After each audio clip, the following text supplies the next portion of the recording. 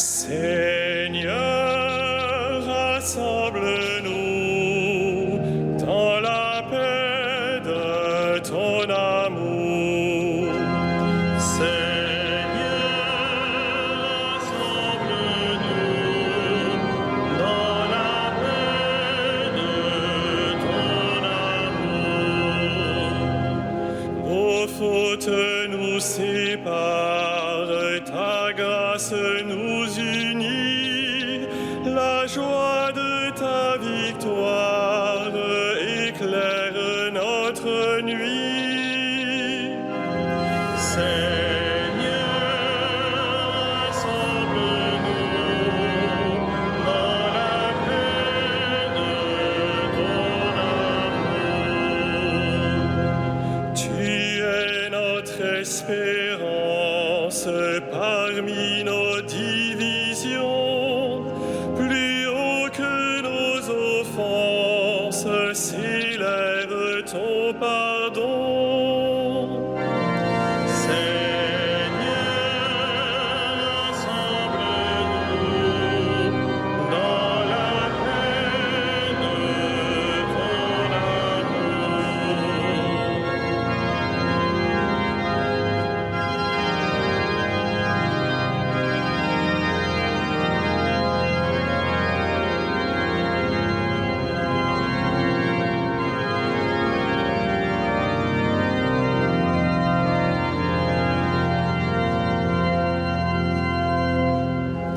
Seigneur, vois la misère des hommes affamés. Partage à tous nos frères le pain de l'unité. Seigneur, rassemble-nous dans la paix de ton amour.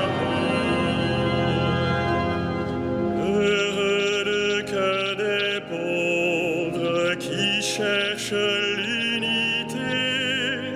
Heureux dans ton royaume les frères retrouvés.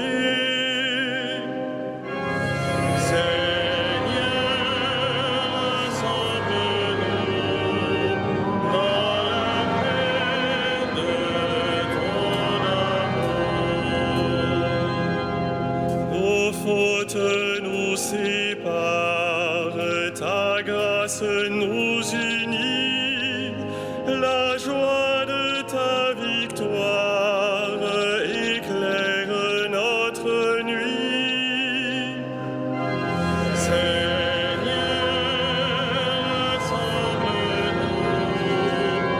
dans la paix de ton amour. Tu es notre espérance parmi nos divisions, plus haut que nos offenses s'élève ton pardon. Seigneur, rassemble-nous dans la paix de ton amour.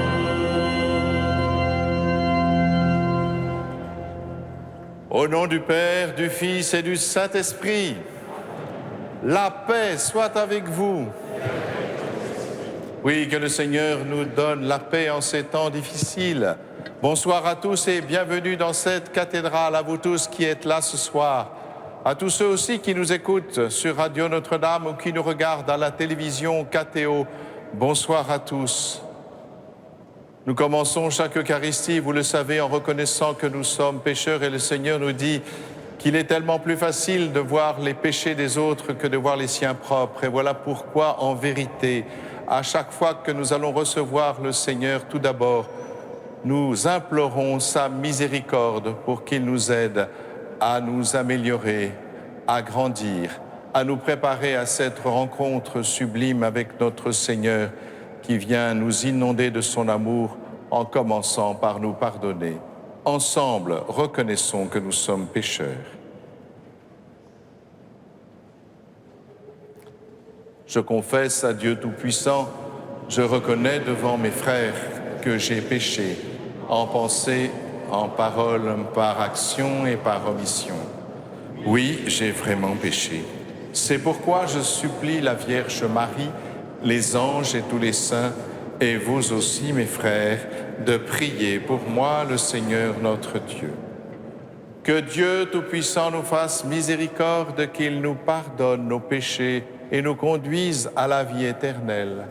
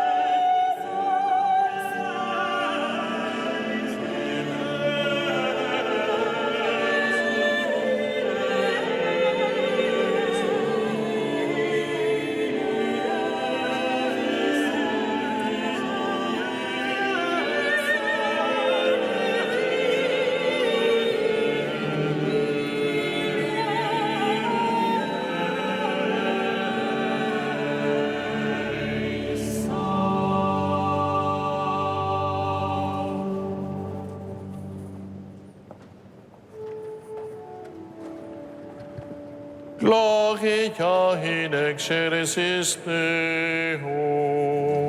Et in terra pax omnibus bone voluntatis. Laudamus te, Benedicimus te. adoramus te, Glorificamus te. gratias agimus tibi, propter magnam gloriam tuam. Domine Deus Rex Celestis, Deus Pater omnipotens. Domine Filii unigenite, Iesu Christe, Domine Deus Agnus Dei, Filius Patris. qui tollis peccata mundi, miserere nobis.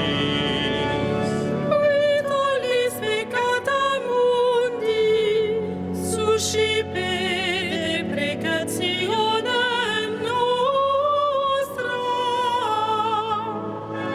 Qui sedes ad exteram Patris,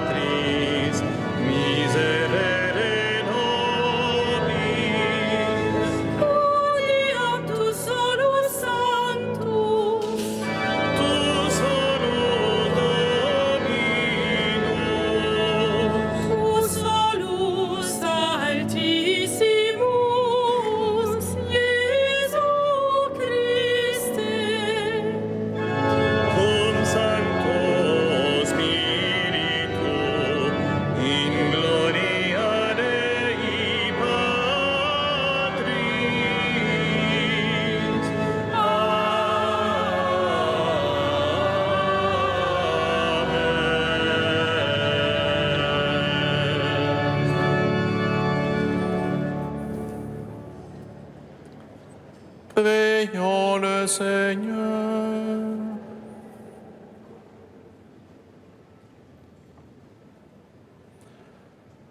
Fais que les événements du monde, Seigneur, se déroulent dans la paix selon ton dessein, et que ton peuple connaisse la joie de te servir sans inquiétude.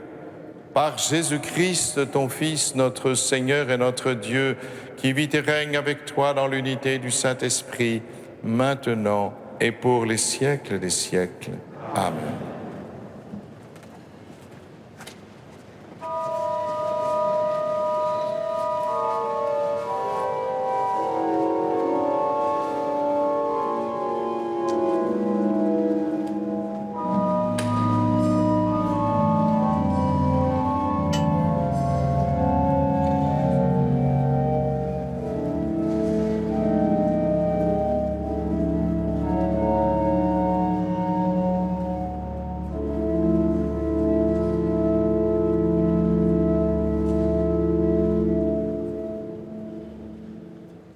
Lecture du livre de Ben Sira le sage.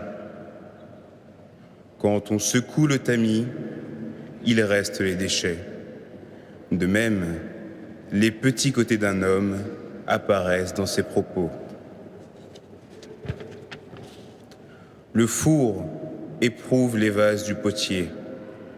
On juge l'homme en le faisant parler. C'est le fruit qui manifeste la qualité de l'arbre. Ainsi, la parole fait connaître les sentiments. Ne fais pas l'éloge de quelqu'un avant qu'il ait parlé. C'est alors qu'on pourra le juger.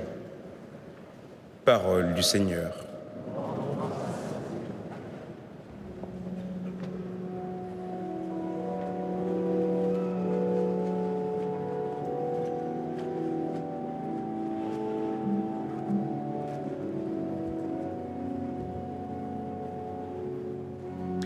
Il est bon, Seigneur, de te rendre grâce.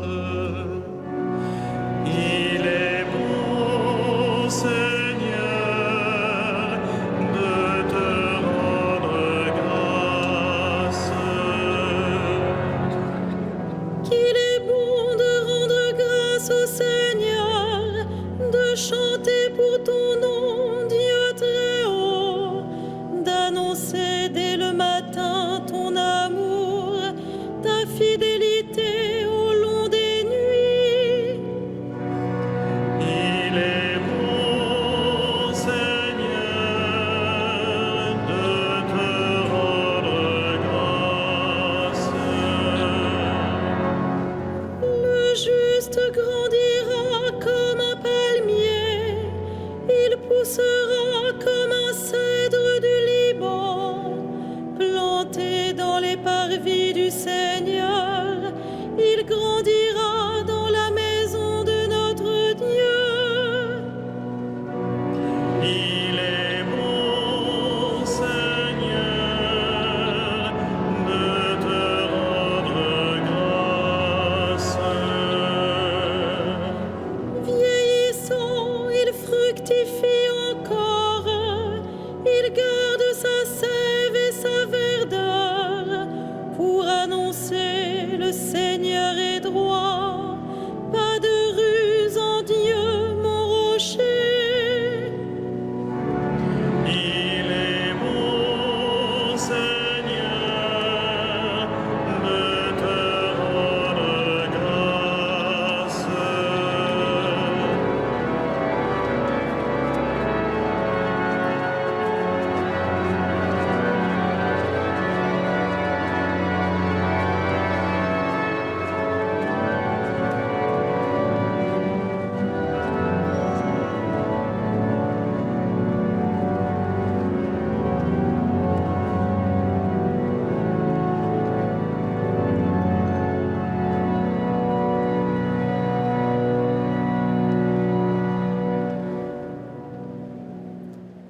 Lecture de la première lettre de saint Paul apôtre aux Corinthiens. Frères, au dernier jour, quand cet être périssable aura revêtu ce qui est impérissable, quand cet être mortel aura revêtu l'immortalité, alors se réalisera la parole de l'Écriture. La mort a été engloutie dans la victoire. Ô mort, où est ta victoire? Ô mort, où est-il ton aiguillon? L'aiguillon de la mort, c'est le péché. Ce qui donne force au péché, c'est la loi. Rendons grâce à Dieu qui nous donne la victoire par notre Seigneur Jésus-Christ.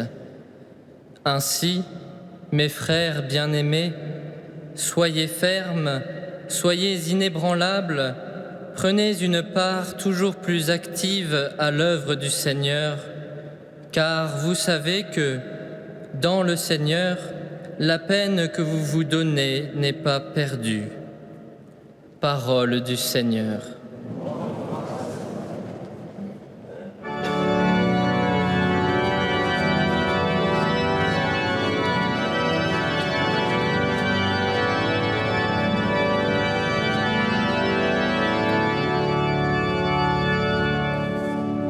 Alléluia, Alléluia, Alléluia.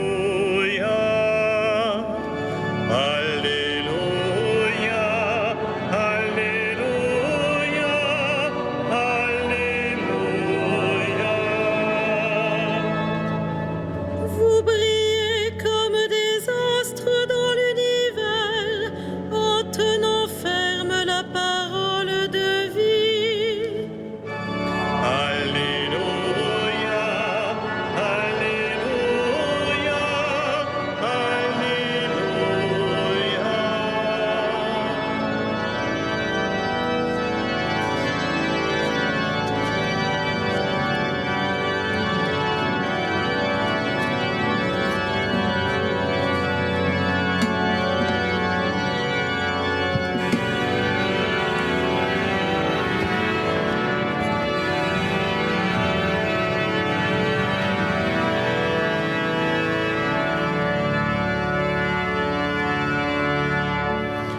Le Seigneur soit avec vous. Et avec votre esprit, Évangile de Jésus-Christ selon saint Luc. gloire à toi, Seigneur.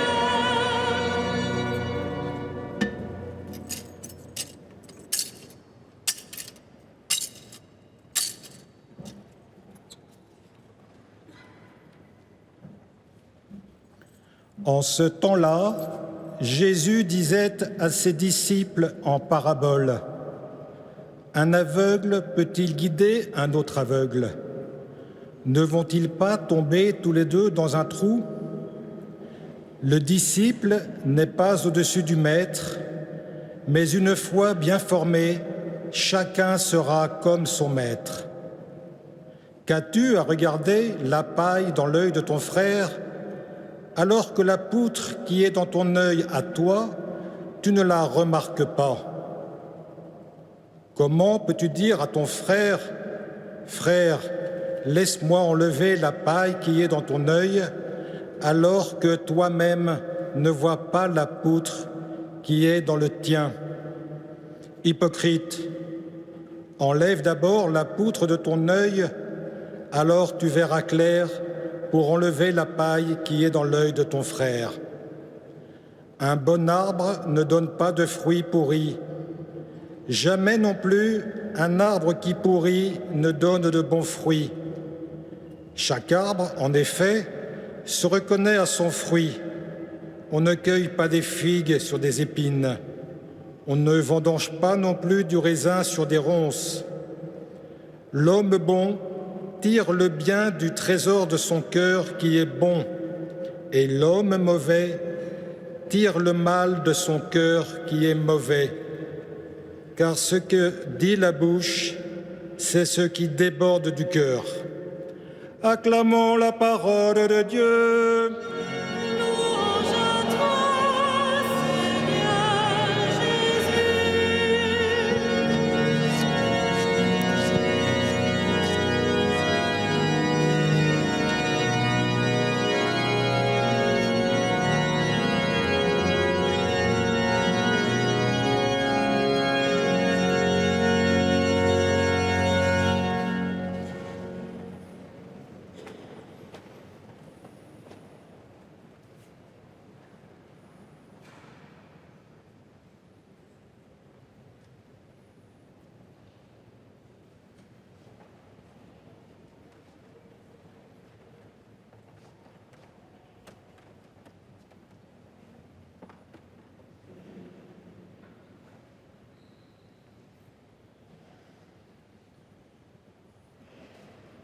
Nous venons d'entendre Jésus à l'instant. L'homme bon tire le bien du trésor de son cœur. L'homme mauvais tire le mal de son cœur qui est mauvais. Terrible phrase de notre Seigneur Jésus et qui nous fait poser la première question, bien sûr. Eh bien, qu'est-ce que c'est que le bien? Où est le bien? Est-ce que c'est ce qui me fait du bien à moi? C'est vrai dans une société individualiste comme la nôtre. Est-ce que c'est ce qui fait du bien à la majorité? C'est ce qu'on appelle l'intérêt général. Et tant pis pour le particulier. Ou est-ce que c'est ce qui fait du bien à chacun? C'est ce qu'on appelle le bien commun, ce que défend l'Église habituellement dans sa doctrine sociale. Comment s'y reconnaître? Comment savoir où est le bien?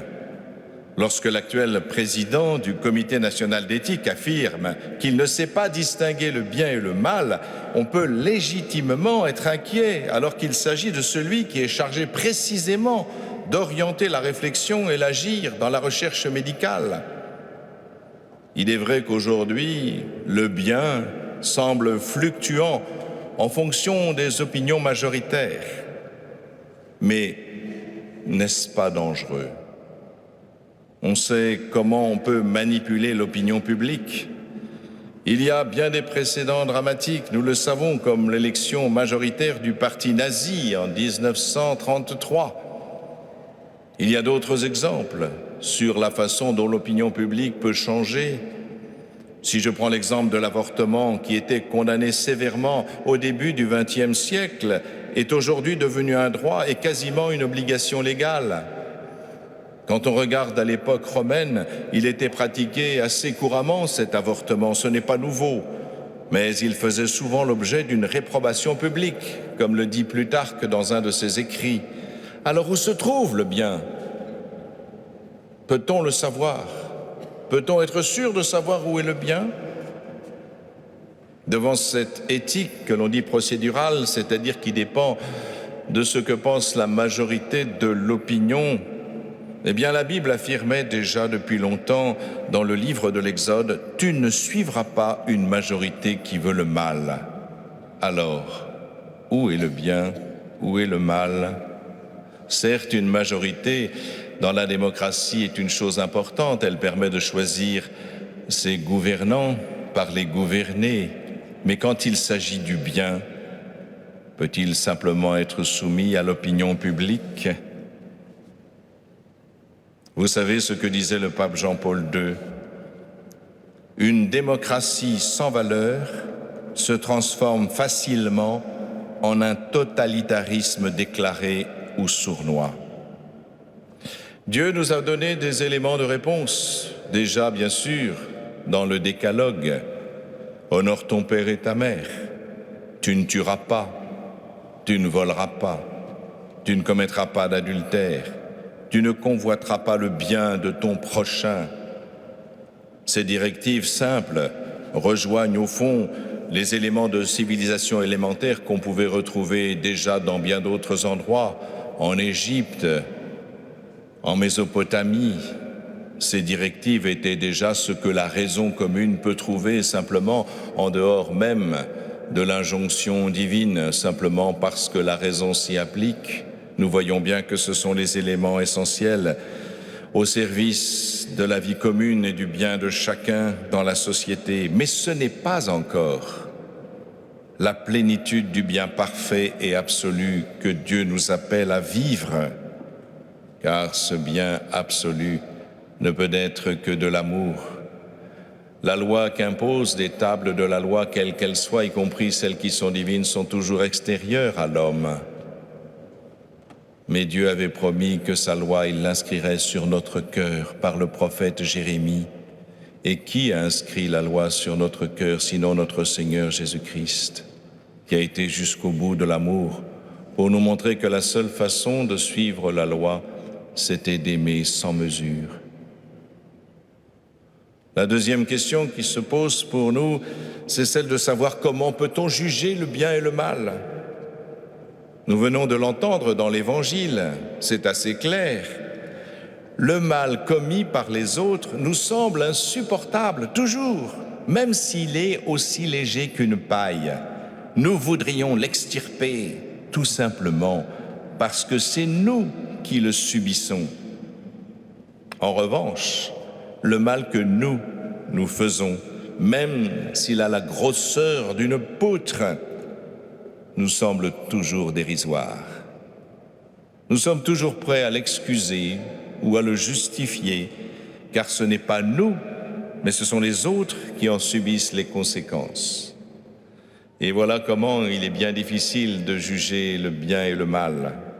Il y a bien une objectivation du mal, quand même, que nous pouvons désigner clairement, comme la suppression de la vie, la spoliation des biens, le manque d'équité dans la justice.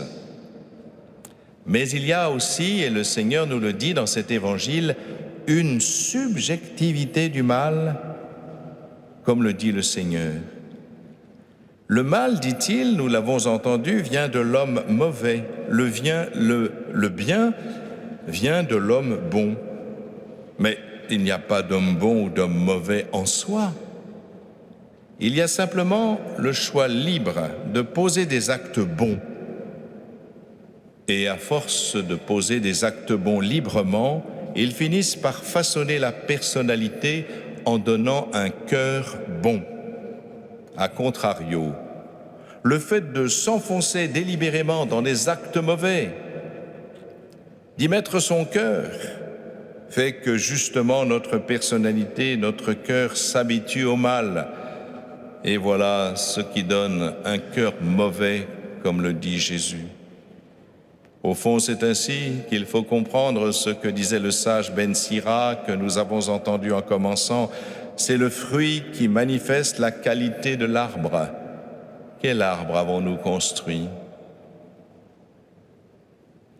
Et cette parole de Jésus, qui reprend ce que dit Ben Sira, chaque arbre se reconnaît à son fruit.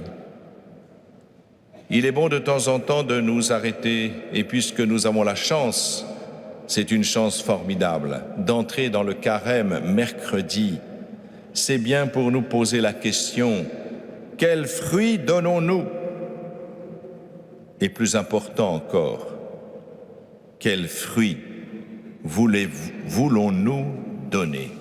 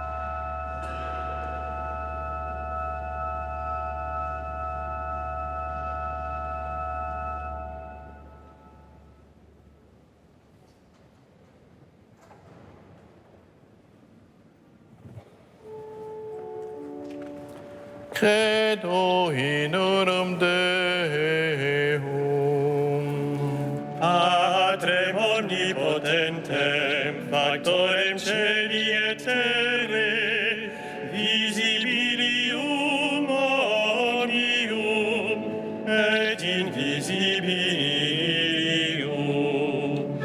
Et in unum Dominum Iesum Christum, Filium Dei uniceditum,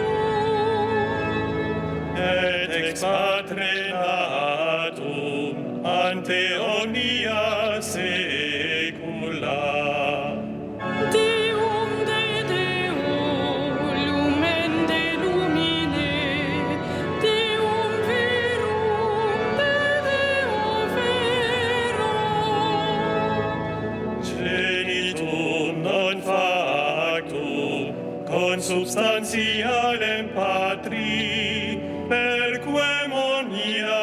pacta sunt, Qui propter nos homines et propter nostram salutem descendit et celis.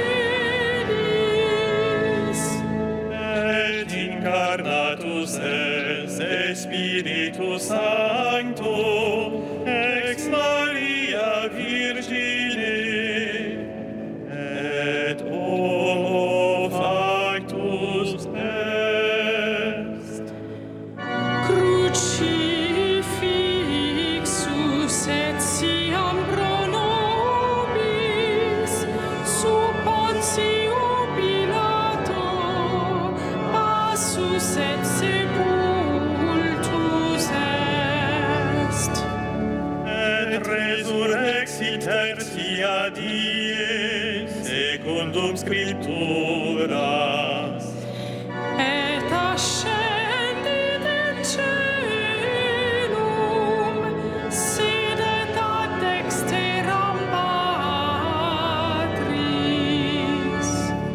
et iterum venturus est cum gloria, iulicare vivos et mortuos, cuius regni non erit finis.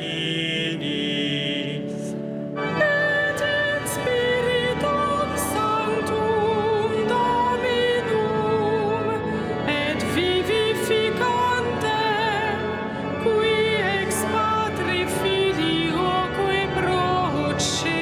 procedit. Qui cum Patre et Filio simul adoratur, et conglorificatur, qui locutus est per profetas. Et unam sanctam catholicam et apostolicam ecclesiam Confiteor unum baptisma in remissionem peccatorum, et expecto resurrectione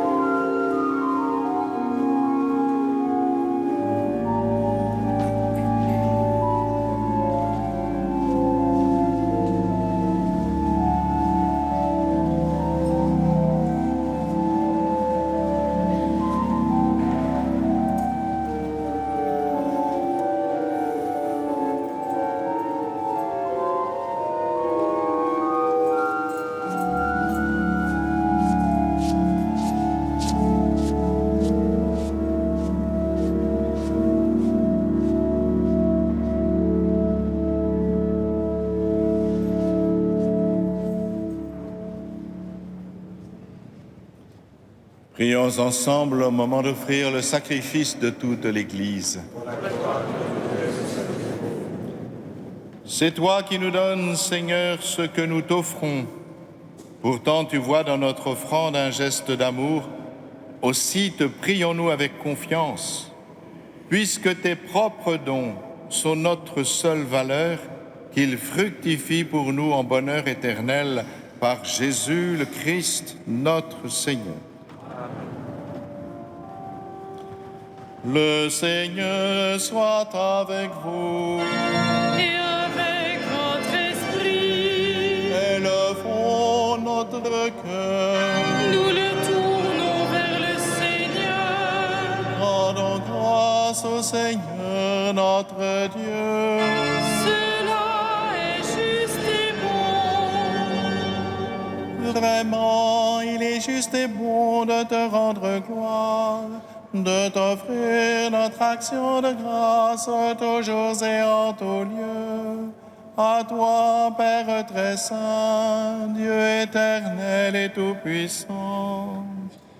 Ton amour pour le monde est si grand que tu nous as envoyé un sauveur. Tu l'as voulu semblable aux hommes, en toutes choses, à l'exception du péché, afin d'aimer en nous ce que tu aimais en lui. Nous la retrouvons, nous avions rompu ton alliance, et nous la retrouvons dans l'obéissance de ton Fils. Voilà pourquoi, Seigneur, avec les anges et tous les saints, nous proclamons ta gloire en chantant.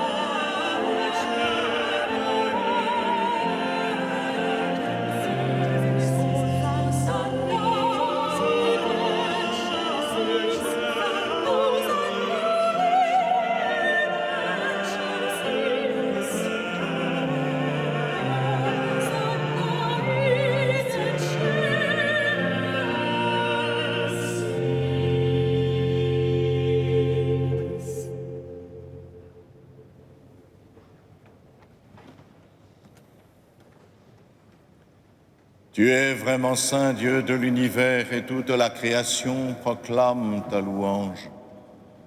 Car c'est toi qui donnes la vie, c'est toi qui sanctifies toutes choses par ton Fils Jésus-Christ notre Seigneur avec la puissance de l'Esprit Saint. Et tu ne cesses de rassembler ton peuple afin qu'il te présente partout dans le monde une offrande pure. C'est pourquoi nous voici rassemblés devant toi et dans la communion de toute l'Église. En ce premier jour de la semaine, nous célébrons le jour où le Christ est ressuscité d'entre les morts. Par lui, que tu as élevé à ta droite, Dieu Tout-Puissant, nous te supplions de consacrer toi-même les offrandes que nous apportons. Sanctifie-les par ton esprit pour qu'elles deviennent le corps et le sang de ton Fils, Jésus-Christ notre Seigneur, qui nous a dit de célébrer ce mystère.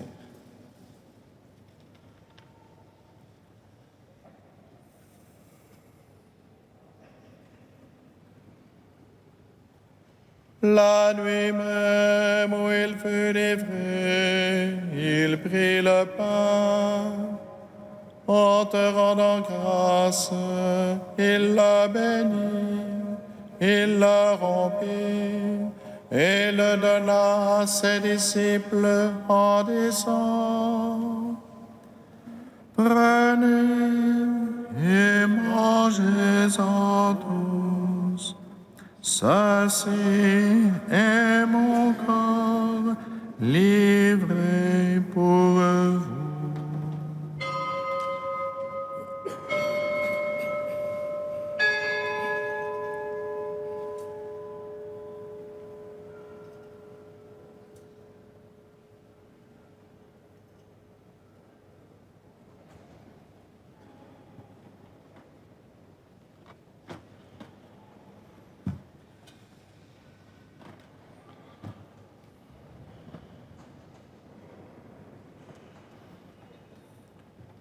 De même, à la fin du repas, il prit la coupe.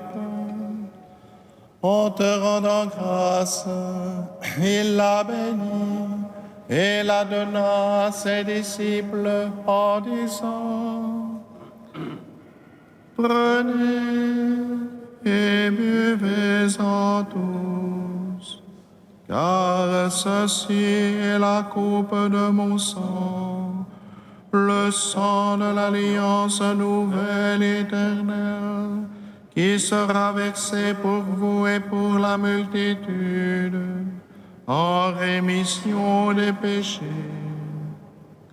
Vous ferez cela en mémoire de moi.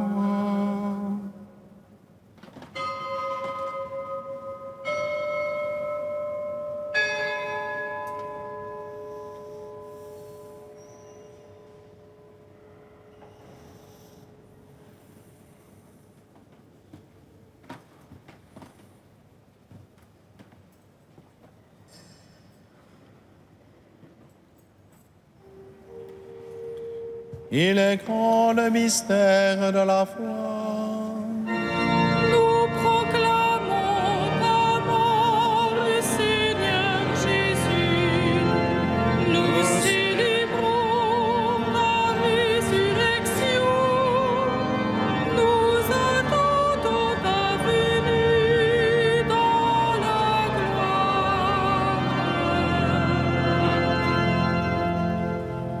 En faisant mémoire de ton Fils, de sa passion qui nous sauve, de sa glorieuse résurrection et de son ascension dans le ciel, alors que nous attendons son dernier avènement, nous présentons cette offrande vivante et sainte pour te rendre grâce.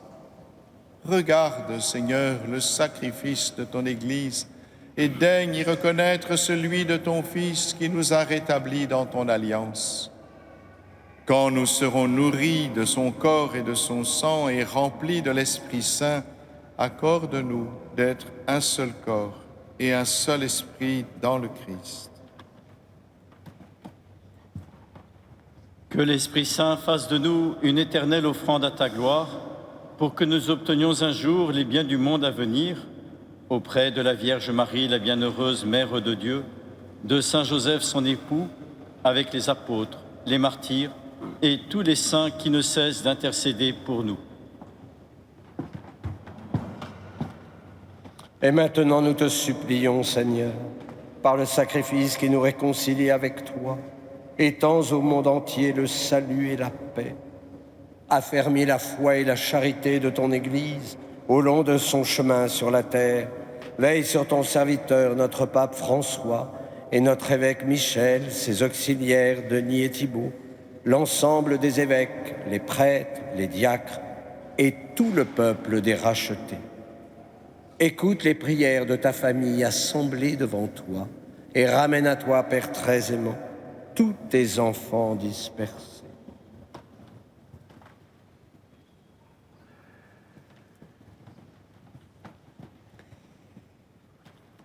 Pour nos frères défunts, pour les hommes qui ont quitté ce monde et dont tu connais la droiture, nous te prions.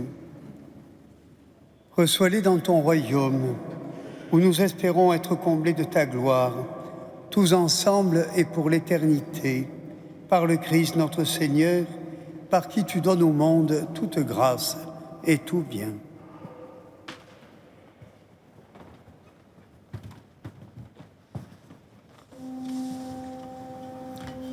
Par lui, avec lui et en lui. Amen.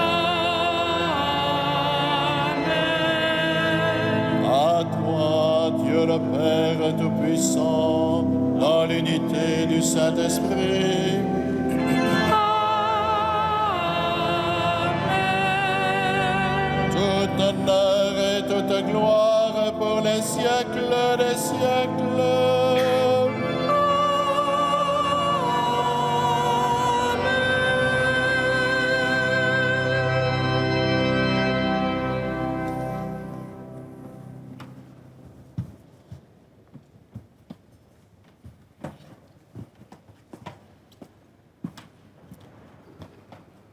Comme nous l'avons appris du Sauveur, et selon son commandement, nous osons dire « Notre Père qui es aux cieux, que ton nom soit sanctifié, que ton règne vienne, que ta volonté soit faite sur la terre comme au ciel. Donne-nous aujourd'hui notre pain de ce jour. Pardonne-nous nos offenses, comme nous pardonnons aussi à ceux qui nous ont offensés, et ne nous laisse pas entrer en tentation, mais délivre-nous. Délivre-nous de tout mal, Seigneur, et donne la paix à notre temps. Par ta miséricorde, libère-nous du péché. Rassure-nous devant les épreuves en cette vie où nous espérons le bonheur que tu promets et l'avènement de Jésus-Christ, notre Sauveur, car c'est à toi.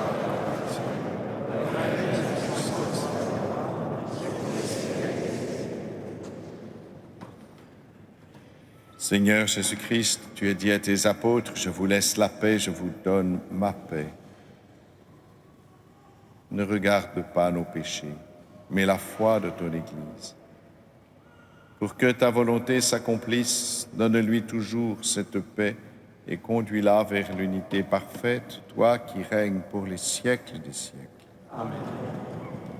Que la paix du Seigneur soit toujours avec vous. Et avec votre esprit.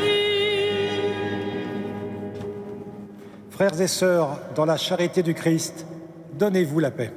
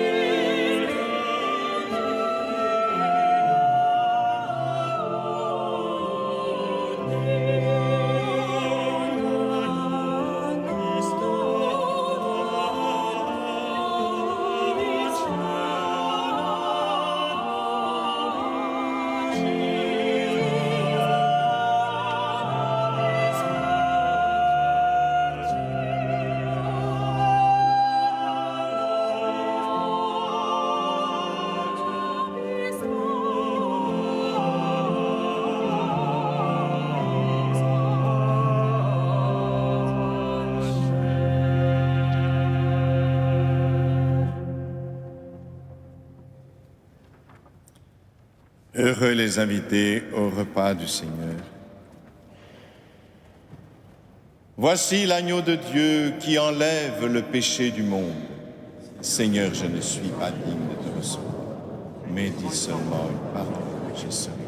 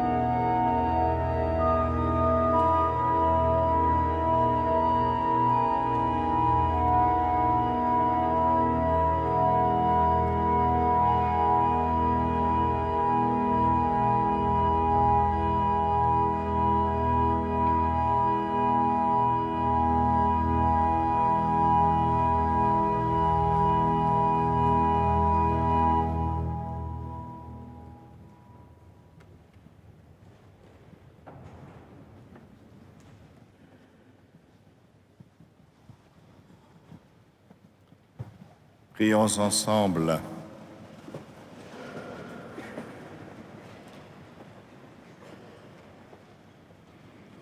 Tu nous as nourris, Seigneur, dans cette communion au mystère du salut, et nous t'adressons encore une prière. Par le sacrement qui est notre force aujourd'hui, fais-nous vivre avec toi pour l'éternité, par Jésus le Christ, notre Seigneur. Amen. Je vous invite à emporter avec vous la feuille de liturgie. Comme nous a dit notre archevêque tout à l'heure, le carême commence bientôt, mercredi, et donc c'est une chance, puisque vous allez porter de nombreux fruits.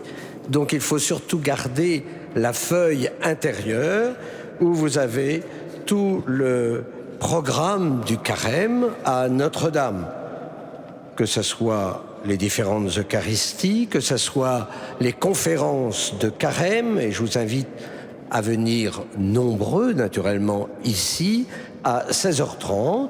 Je pense que ça fait tout un chemin spirituel.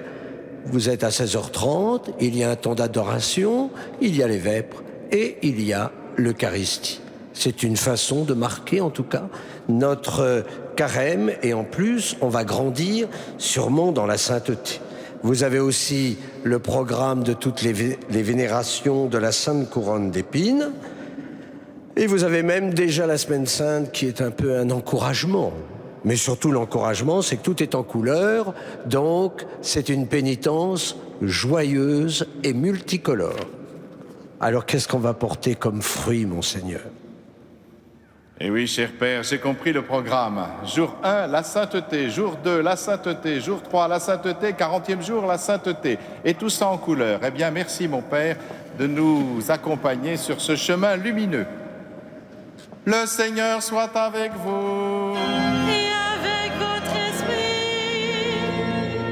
Que Dieu Tout-Puissant vous bénisse, le Père, le Fils et le Saint-Esprit. Allez dans la paix de Christ. Nous rendons grâce à Dieu.